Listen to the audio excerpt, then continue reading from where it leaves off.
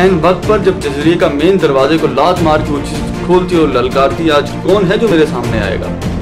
مرد مجاہد اللہ کا نام لے کر کہتا ہے کہ آج میں ہوں تیرے مقابلے میں جو آؤں گا۔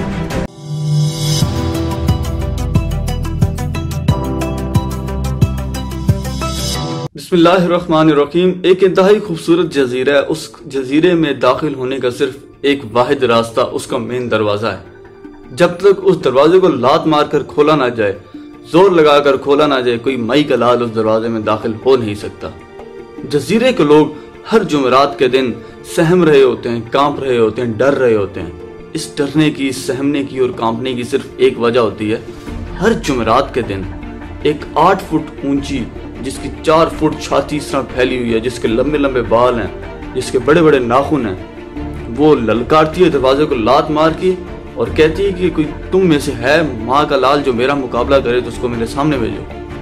جزیرے کے لوگ اس کی آنکھوں میں آنکھیں نہیں ڈال سکتے ہیں، اس کو دیکھ نہیں سکتے ہیں۔ اس کا قد، اس کی باڈی دیکھ کر جزیرے کے لوگ سہمنا، کانپنا، ڈرنا شروع کر دیتے ہیں۔ پھر ایک معصوم سا بندہ اس کے سامنے بھیجا جاتا ہے جس کو وہ ایک ہی بار میں ختم کر کے سائڈ پہ کر دیتا ہے۔ پھر ایک ہفتہ سکون سے گزرتا ہے، پھر جمعرات کے دن یہی روٹین چلتی ہے۔ اسی طرح کا وقت گزر رہا ہوتا ہے، جزیرے کے لوگوں میں نمایاں کمی ہونا شروع ہو جاتی ہے۔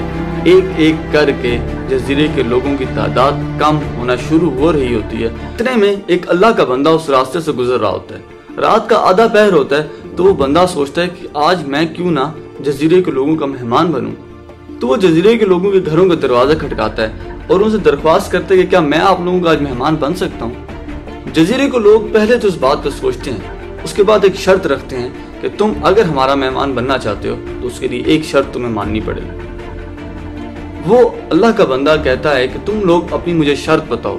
وہ کہتے کل جمعرات کا دن ہے، تو کل جب وہ عین وقت پہ قلعے کا دروازہ وہ چیز کھولے گی تو جس بندے کو ہم اس کے سامنے بھیجیں گے وہ تم ہوگے۔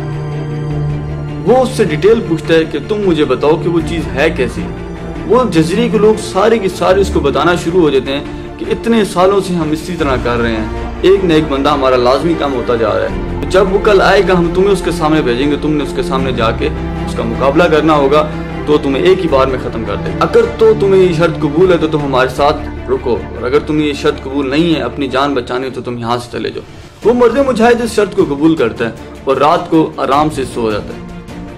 صبح کے ٹائم جزیرے کے لوگ اس کے پاس آتے ہیں اور اس کو ڈرانا اور دھمکانا شروع کر دیتے ہیں کہ تمہارے لیے بہتر ہے تم ابھی صبح اٹھ کے یہاں سے چلے جاؤ ورنہ تمہاری جان نہیں بخشی جائے گی۔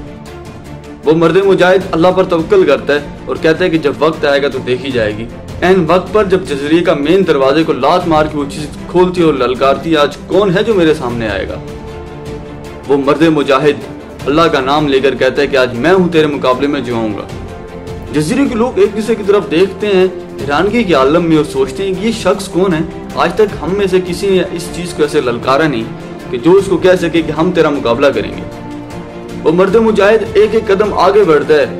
جیسے ہی مرد مجاہد اس چیز کی طرف دیکھتا ہے تو ایک لمحے کے لیے اس کے دل میں اس کے لیے خوف پیدا ہوتا ہے کہ اتنی بڑی چیز کا مقابلہ میں کیسے کروں گا؟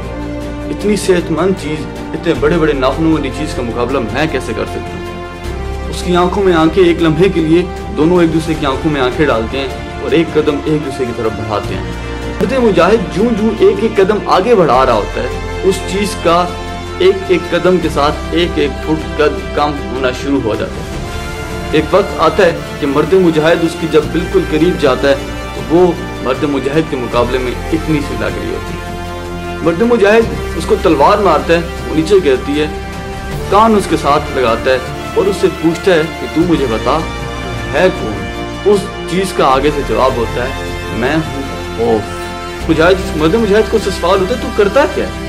وہ کہتا ہے کہ میں صرف لوگوں کو ڈراتا ہوں کہ تم لوگ یہ کام نہ کرو، تم لوگ وہ کام نہ کرو، تم لوگ اپنے دل کی بات نہ سنو، اگر میں یہ کام نہ کروں اور یہ کر لوں تو میرے گھر کے لوگ، میری سوسائٹی کے لوگ کیا کہیں گے؟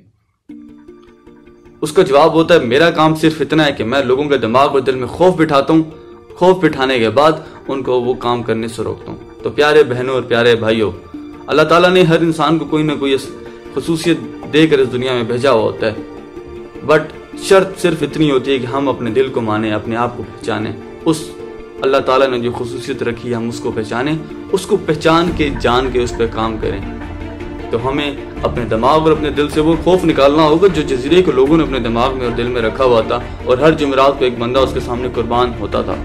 ہمیں بھی اپنی جان اور اپنا دل اور اپنا دماغ اور اپنی ایفیشنسی اور اپنی انرجی اسی کام پہ لگانی چاہیے جس کام پہ لگا کے ہمیں مزہ آتا ہے، ہمارا دل کرتا ہے، اور جس فیلڈ اور جس کام میں ہم ایکسل کر سکتے ہیں۔ اللہ تعالیٰ ہم سب کا حامی و ناصر ہو۔